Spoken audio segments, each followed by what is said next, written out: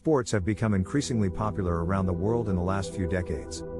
But with increased popularity comes increased concern, specifically when it comes to the long-term effects of concussion in contact sports. The Australian Football League, AFL, is no exception.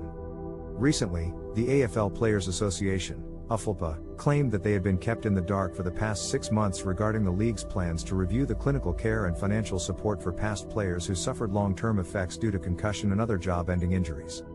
The AFLPA submitted a statement to the Federal Parliamentary Inquiry into Concussion in Sport, in which they explained the lack of information provided by the AFL in regards to the issue. It all started in October of last year, when the AFL released the findings of their review into the work of their former concussion advisor, Paul McCrory. McCrory had been subject to allegations of academic plagiarism, as well as questions regarding the concussion research that he led on behalf of the league. On March 14th of this year, the AFL announced their concussion strategy, which includes working with a law firm called Gordon Legal to examine the options for an expanded financial assistance scheme for former players who had suffered serious injuries, including those related to concussions and other brain injuries. The most recently released results of the 2021 to 2022 player survey, however, found that 23% of the AFL Men's League had received a concussion while playing or training, and 9% of those players did not report their concussion and instead chose to continue playing or training.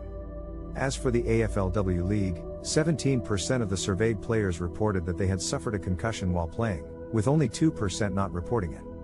The survey also found that most players are concerned about the potential long-term effects of concussion. 70% of AFL men's players, and 69% of AFLW players expressed worry at how any pending long-term effects of concussions may affect them.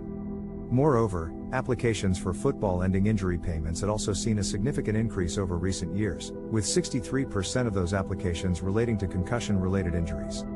In the wake of the findings of the Federal Senate inquiry, representatives of both the AFL and the AFLPA are expected to appear at the Melbourne hearings of the inquiry next week.